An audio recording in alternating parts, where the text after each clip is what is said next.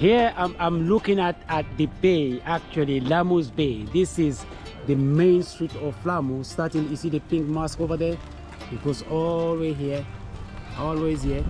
And here is the main entrance of Lamu. That's why they call the square. And inside that one you have the market. And over there it goes all, it's way back there, that's Shelly. Shelly is over there. Okay. And also here is a little bit conservative, very conservative. Woman veil, they are veil. And now, since I'm a vlogger and I go around with the camera, changes the situation, because anytime you pull out the camera, most of the time is only 1 in 100 will say something, oh, don't film me, ignore them. But most of the time, they will just bend. It is difficult, particularly in Muslim societies, in conservative societies. She's waiting. Vast of women are veiled, so they cannot stay away from the camera. As you guys notice right now, it's difficult for us as a YouTuber, because you want to film the city, you want to film a way of life, and here it is designated a UNESCO site. So that means there's a lot of tourists come here with camera. But yet, some people are still not used to that. And you get some kind of complaint here and there, but not as much as in West Africa at all. You can even compare to West Africa. It's almost to none, 1 in 100, that's not a big deal. But I'm saying that so for other people or vloggers to know that, to let them know that some people really will say something. But mostly, I see a lot of Muzungu. That's another shocking to me. I think I mentioned that before. I've never seen anybody approaching Muzungus to say don't film, because they're filming everywhere somehow. But for me particularly, because they always think I'm Kenyan, they always think I'm local, and they keep shouting, talking to me in Swahili, which I don't understand. I've been there, most of the time they will tell me, oh, why are you filming me? Why are you filming me? But since I don't understand, another person will be at the background translating. I say, oh, okay. But then, I was responding in English. I will respond to them in English. Then everything is fine. I just came out of the marketplace, but it was very, very, very difficult for me right there to take pictures or to do any video, because the fruit sellers, the market, they were always complaining, oh, don't take pictures, don't take pictures. But because as I said, they are assuming I'm from here. But the white guy over there taking his video and nobody's not saying anything. Isn't that crazy? That is the proof I'm talking about. The African we have to be relaxed among ourselves rather than letting Muzungu taking picture, and I can't take anything. Well, that's how it is. So, but then when they found out that I'm not from here, so they relax. Isn't that crazy? That's exactly what I was talking about earlier. But it put me sometimes in an awkward situation. That being said, but if you put your camera away, for instance, I tried that too, to put my camera in my bag. Oh my God, life is as normal as possible.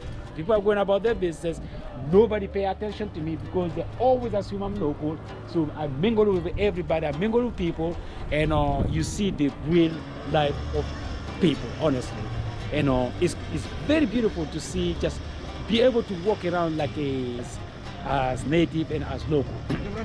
I always joke with them saying, oh, I am from here. They say, oh, where? And I will tell them I'm from Lamu, the old town. If I'm in Shela, I'll tell them, oh, I'm from Lamu. If I'm in Lamu, I'll tell them I'm from Shela. Or sometimes I will say, I'm from even Mombasa. And some of them tend to believe me if I don't say much. But the minute I start talking, my English is completely different from Kenyan English. People who pay attention, they know right away I'm just joking around. So actually, that also opens another gate for communication. And then they say, oh, yeah, do your film. We don't care, just take your film. Do your film. And also an incident happened. I was doing a video interviewing the artist guy, and behind me there's this woman in veil, completely start covering herself. In my mind, she does not want to be nowhere near the video. But long and behold, when I finished interviewing the artist, she turned around, she said, hey, how are you? She engaged me with a long conversation. Now she wants me to do video. I said, oh, well, you are veiled. She said, no, it's just a whatever. Anyway, that was surprising tonight. I started interviewing with her. That was so fascinating. Literally from ducking her head down now to be fully uncovered in front of a camera being interviewed. So that tells me ducking is part of the culture, it's part of the nature. It's like a chain reaction, because they've been doing it for so long, so they don't even know sometimes they're doing it. That's another thing I have to keep that in mind. sometimes it doesn't necessarily mean they hate you or they don't like you, but it is a chain reaction that they've been doing that for a long time when they see people in foreign camera, you know.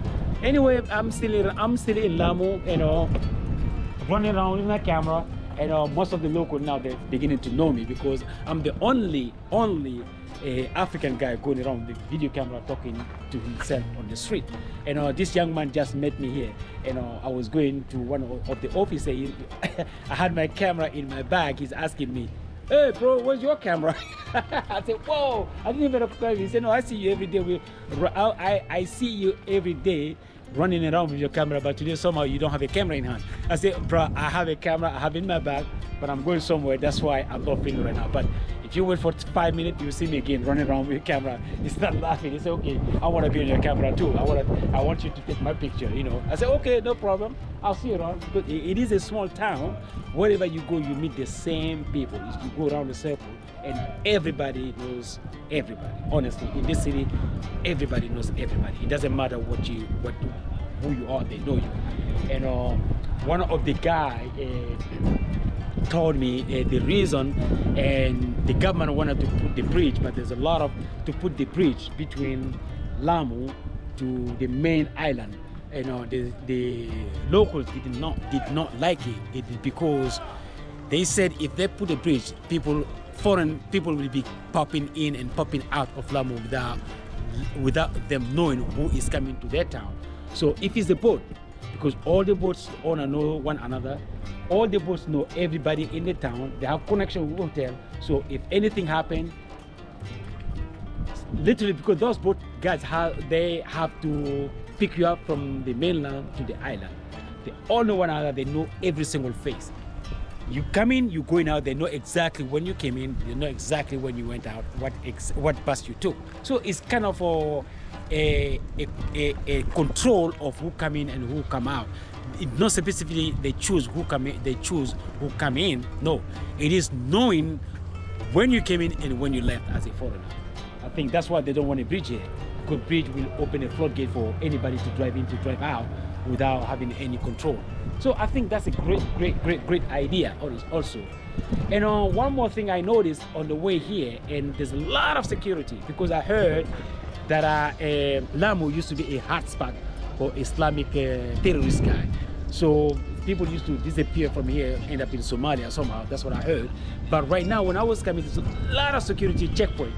The main checkpoint is right after Malendi. A mile outside of Malendi, there's a big checkpoint there. Everybody will get off the bus, check every single ID, check everything. You know, so when we got there, bad luck was the one guy, you know, Kenyan guy. He's from Lamu here because he came on the same boat all the way to Lamu. Did not have his ID with him, and they tried to question him, and they tried to check his cell phone. His cell phone is dead because they wanted to identify him who he was. So we got stuck there for an hour and a half. The bus driver was so pissed off. Minibus driver was so pissed off because he wasted his time. He drive for money. Every hour, every second, every minute counts for him. You know, he said, "Oh, next time you're gonna make sure if you don't have the ID, you don't get it," because he was not even expecting somebody will get in his car without an ID. So the security guard, you know, the police over there got the guy out, took his luggage off, literally cavity checked that guy. Go through all his bag, closing one by one his packet, took him to another office in a lock room, and was there for an hour and a half, and they end up recharging his phone to go through. They went through all his phone record, all his messages, to make sure he's legit to be able to come to the island. And then when we left there, every mile there was a checkpoint, but those checkpoint was less. They would just come inside the car and look inside and check everybody's face, and you go. So we had about 10 or 15 of them, you know, between Malendi and Lamu, which is only 3 to 4 hours drive, about 370 kilometers, something like that.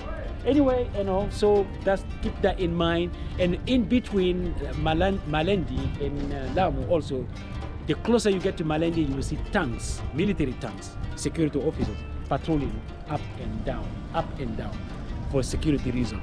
As I said, because a couple of years back, about 5 years back, this used to be a hot spot for tourists. because I heard Somali is up in the north somewhere, and the Al-Shabaab used to pop in here and do a lot of damage and kidnap people and end up that. But now it doesn't exist anymore because the security is very, very tight. You know, even the neighborhood I'm in inside over there, this is the old city, the gate to the old city. Literally in every the street are as narrow as hell, very tiny. But every corner you see security officers, guns in the corner, watching everybody. But since I'm the only African guy running around the camp, they all know me now. They don't bother. They see me say, Jambo, poa, poa. They always say me, hey, poa, poa, how are you? So anytime they see me, they have a big smile in their face. Anyway, that being said, you know, and I'm just thinking if any other info to give to you guys. Yeah, there's a mosque in every corner here. The azan, that's mean Muslim prayer, is popping with a loud microphone. That shouldn't discourage anybody because that's the nature of the city. It's a Muslim, I can say 96-97% of Muslim. I only met one guy over there. After it was 100, he said, oh no, he's Christian. There's a few Christians around, you know, but it's Muslim city, that's for sure. 96%, 95% of women has some kind of hijab on their head. So you see over here, I can even see about 3, 4, 5 masks right here. There's a one here. There's the pink one over there. There's this white one. There's a one behind it. There's a one behind that building. I can see the edge of Pinarat right here. That's another one. And there's a one behind that Humana building center over there. There's a one over there. There's a one over there. All the way to Shelley. So yeah, and there's a mass everywhere. And the prayer time, it will be popping. You know, those loud microphones will be calling for azan. So if you're not a Muslim, you should get used to that, you know, because that's Lamu. People come here just for different reasons. I came here for not for the beach, but for the old town, in the way of life, in culture, in the marketplace. And yeah, and also another thing, somebody told me yesterday in Shelley, because Shelley is dominated by European, has a vast majority, big houses, big hotels. That's where a lot of people, when they come, they go straight to Shelley. Shelley is right there, literally. It's about 10 minutes on the motorbike. A lot of people walk. It's about 2 miles from downtown Lamu. It's literally the other side. It's not even the island on the, like you see here, because this island over there, they call Al-Majlis. That's very expensive. Like and share this video, and don't forget to subscribe because many more videos on the way. Thank you.